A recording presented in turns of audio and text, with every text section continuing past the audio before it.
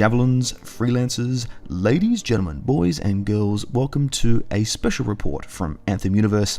I am Ogaz, and today we're going to take a look at something fresh, something different in Anthem game music. Now, we've spent some time over the last months in the community talking about what we know of Anthem, discussing builds and javelins, stories and lore. But one thing we've spent little time on is actually the music. So today we're going to take a look at the themes, the leitmotifs, and things that we've seen in Anthem and discuss them critically. If you want to click the link below, you can see the written article around this if you prefer to review. Otherwise, sit back, enjoy as we assess and analyze the music themes so far in Anthem.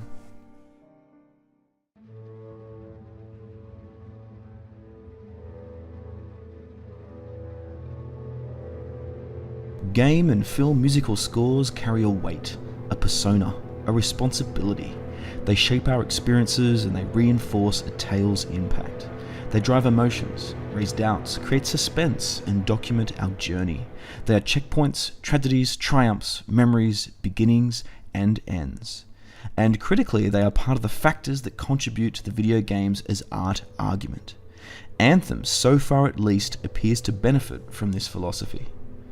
And whilst I've only been privy to what seems to be the Anthem game main theme during the Twitch AM AAAs, the E3 gameplay trailer, and indeed the more recent gameplay commentary from Ben Irving, we can already hear a handful of interesting effects, leitmotifs, and themes that appear throughout the recording. And whilst this is not new to the genre or games in general, there's a fascinating history to it all. A history that can help us identify and position the different sounds we're hearing from Anthem.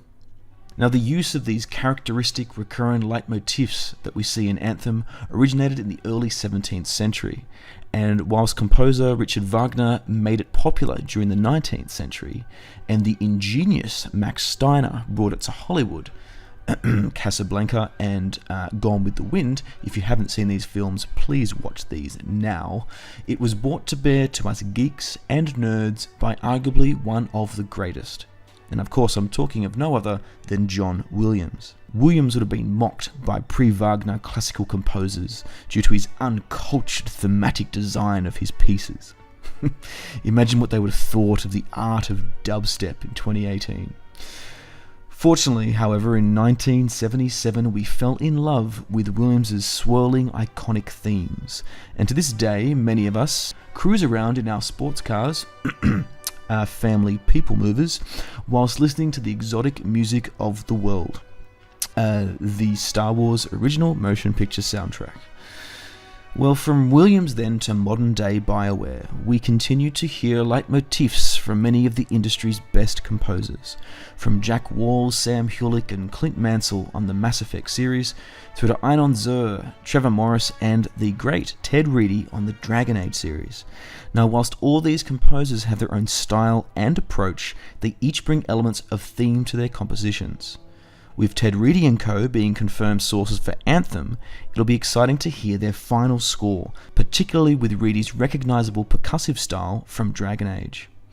Knowing this BioWare pedigree before us, it's fair to say we're a little bit excited. Let's assess the musical theme and review. So firstly, what is a leitmotif, I hear you ask? Well, these are audio themes or cues that recur. They create a sense of attachment to a character, an environment, or a thing. And I refer to thing for a reason that we'll explore shortly. Indeed, there are at least 3 to 4 recurring Anthem leitmotifs that we could probably identify today. Now, the main theme starts with a beautiful yet ghostly 15-second choral melisma, in the vein of X-Files or Twilight Zone. It recurs again later, but it evokes this old-world eerie sensation with a sudden shift between notes over one syllable.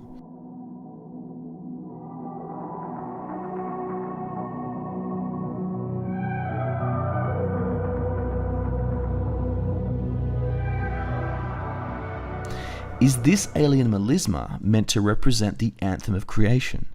Is it a call from the relics? Is it the gods themselves, the shapers? Now, many have compared the theory of the Anthem of Creation to that of the Force in Star Wars, an energy that's represented audibly by Williams' masterful and iconic track, Binary Sunset.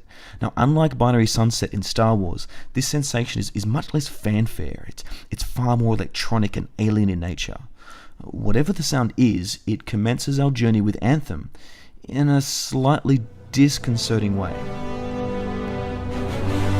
Cue French horns, trombones, brass, and strings, oh the strings.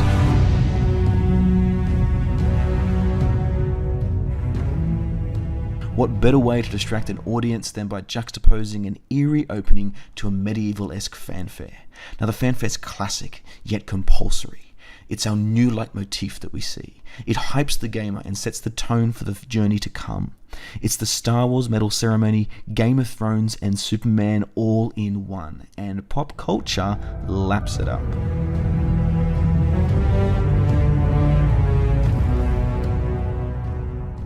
From here, the track calls on some softened concert tom-toms, a bass drum to drone a militaristic beat and carve the way for a new theme.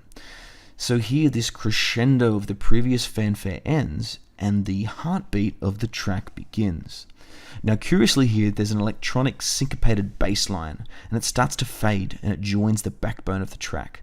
It's subtle but it's a little angry, almost Mass Effect-like in tone. The strings quickly join though. They provide this new yet familiar tune. You can hum it easily. It's that same soft strings melody that ensured you would never skip the opening to a Game of Thrones episode. It's also addictive. You're humming it now, aren't you? Da-da-da.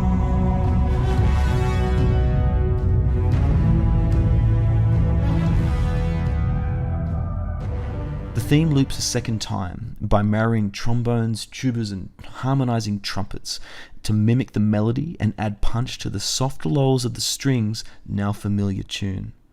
The royalty has arrived. You can almost hear it. The pomp and ceremony, the grandness of Fort Tarsus, the mighty javelins of old, the decoration of Queen Tarsus herself, the fanfare of the golden days. It's grand and epic, but it's still dark and foreboding. There's just something not quite right here. This curiosity draws us into the bridge of the theme. With a heavy emphasis on strings and the odd trombone, it quickly whirls up and down, major and minor. It's almost luring the listener to a hopeful position.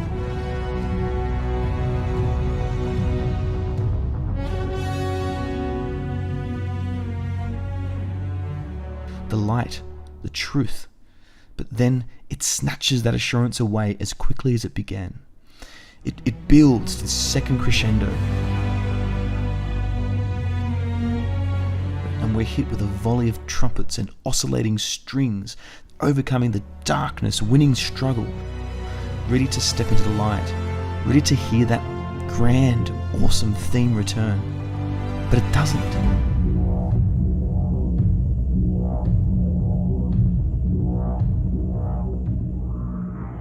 Instead, we get something much, much different. This quasi-tribal rhythm develops.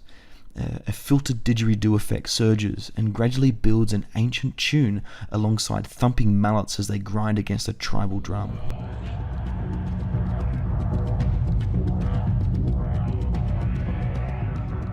We could be wrong here, but it gives off a real ska vibe for us. This complete shift in tone, it represents something different in the Anthem universe. It reminds us of the ska hideout that we first saw in June 2018. The spines on the backs of its inhabitants, the dark nest-like huts scattered across the land. Next to that, this deep alien synthesized voice rumbles to support the didgeridoo sounds. Together they build, unknowing where it's going to take us. But the uncertainty dissipates quickly.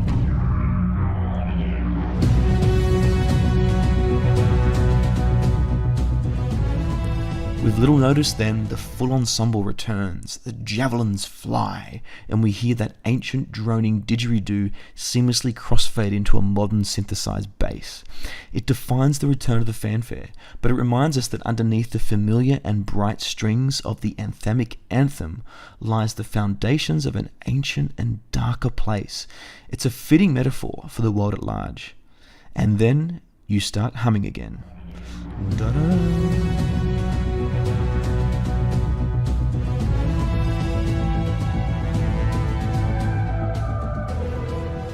The alien choral melisma makes a comeback. It plays as a counterpoint to the warming melody that's now whirling from the full ensemble. The javelins are in cruise mode, the sky blurs. At this point you're humming again. The strings enchant you with their own melisma, moving up and down the scale, as if charming a snake or a javelin to confront and subdue the alien tones.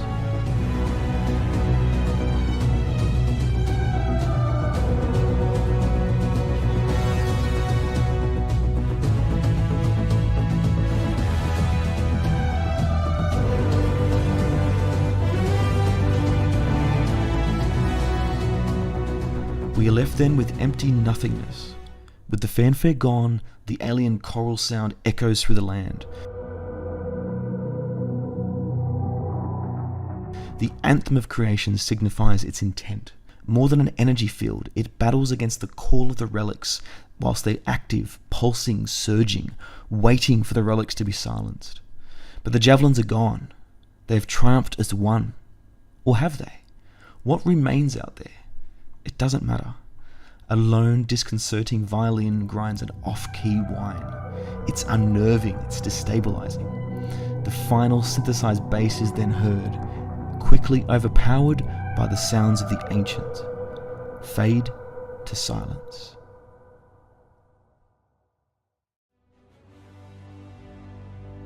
Game musical scores carry a weight. As I said, they're a persona, a responsibility. They shape your experiences and they reinforce a tale's impact.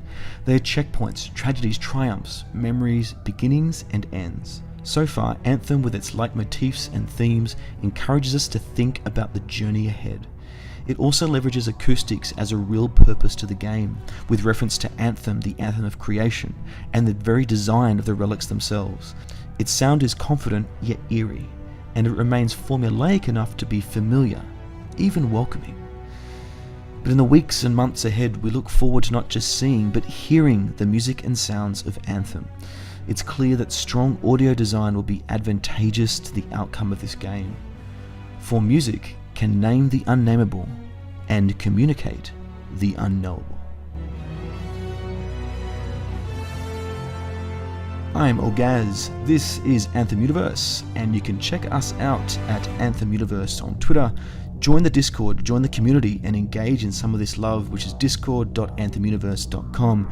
Of course, check us out on YouTube, and last but certainly not least, the podcast Anthemcast, of course, continues to enjoy its popularity. Please join that at anthemuniverse.com/Anthemcast. Thank you for listening, and we'll see you next. Over the Wall.